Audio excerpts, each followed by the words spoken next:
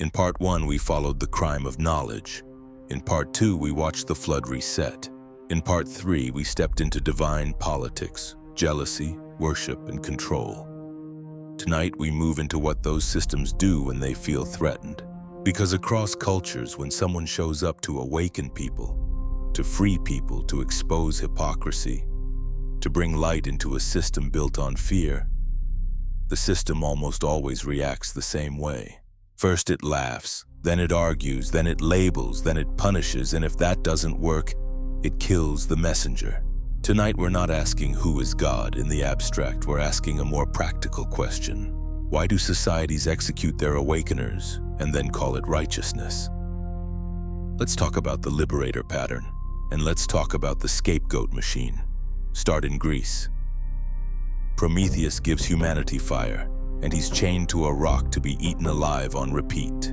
Not because he harmed humans, because he helped them. That's a pattern. The one who elevates the weak becomes an enemy of the strong. Now look at another Greek figure, one with a different kind of gift, Dionysus. Dionysus isn't just wine. He's what happens when rules loosen, when the locked parts of the human spirit start moving again. He's ecstasy, release, disruption, the part of life that doesn't fit cleanly into a controlled society. And what do controlled societies do with disruption? They call it dangerous, they accuse it of corrupting the people, they accuse it of madness, they accuse it of bringing chaos, because it does something systems hate. It makes people less controllable. Now you don't have to believe any of this literally to see the machinery. When a liberator appears, the system doesn't evaluate the liberator's truth first. It evaluates the threat. And once the system decides you are a threat, it doesn't matter what you meant. It matters what they can label you as. That label is the opening act of violence. In Greek stories, it's obvious. The gods are political. The rulers are territorial. The punishments are public. Now pivot to the biblical story. In the Gospels, Jesus shows up healing people, feeding people, touching the untouchables, breaking social barriers, and directly calling out religious performance that hides exploitation. And almost immediately you see the same escalation. First, who is this? Then, by what authority? Then, he's breaking the rules. Then, he's dangerous. Then, he's deceiving people. Then the strongest label of all, he's aligned with evil. If you've ever seen a person get shut down in a church, you already know this play. You ask too many questions, the devil is using you. You challenge the timeline, the devil is using you. You point out contradictions, you don't have the spirit, it's the same mechanic, you're not wrong, you're contaminated. Because once they frame you as contaminated, they don't have to answer you. They just have to remove you. That is the scapegoat machine. Here's how it works, and you'll recognize it everywhere once you see it. Step 1. The system feels threatened. Step 2. It identifies a person or group as the cause of disorder. Step 3. It loads that person with blame. Step 4. It punishes or expels them. Step 5. The community feels clean again. The scapegoat doesn't have to be guilty. The scapegoat just has to be useful. And what makes a scapegoat useful? They're different. They're disruptive. They will not stop asking. They will not stop seeing. Now here is the dark part. In both myth systems, the violence is often presented as sacred. In Greece, the gods punish because they are gods. In the Bible story, the religious system punishes because it claims it's protecting God. And that's the terrifying twist.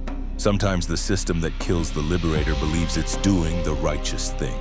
That's why this pattern matters. Because it means evil doesn't always show up wearing horns. Sometimes it shows up holding a Bible. Sometimes it shows up wearing a robe. Sometimes it shows up with a smile and a warning. Be careful, you'll pay later. And if you're paying attention, you notice what kind of God talk is most common in those moments. Threat talk, fear talk, punishment talk, obedience talk, not love. So here's the question we're putting on the table tonight. And we're not going to soften it. If a system uses fear to demand loyalty, is it guiding you or managing you? Now, a lot of people will say, but Jesus is different. And yes, that's worth talking about. Because even inside the Bible, the figure of Jesus often functions as an exposure mechanism. He reveals the gap between what people say God is and how they treat human beings. He doesn't just confront sinners, he confronts spiritual authority that uses God as a weapon, and he gets executed for it. So whether you read Jesus as divine teacher, prophet, liberator, or symbol, the story still contains this brutal truth. When love shows up in a world built on control, control calls love dangerous. And now we land with one final God-court thought experiment. Put the system on trial. Not Zeus, not God. The system. The prosecutor asks, who benefits from your fear? Who profits from your obedience? Who gains power when doubt is punished? Because if truth is real, it shouldn't need intimidation to survive. Truth doesn't fear questions, power does. So here's what Parallel Pantheons was really about. Not proving one culture copied another, not arguing which religion wins. We were tracking recurring patterns, knowledge punished, resets enforced, worship demanded, liberators scapegoated. And those patterns point to a bigger question you can carry outside mythology. When you hear a voice claiming divine authority, ask, is it inviting you toward love, clarity, and courage? Or is it demanding your loyalty through fear? Because love doesn't need threats, and any God that does might be telling you exactly what it is.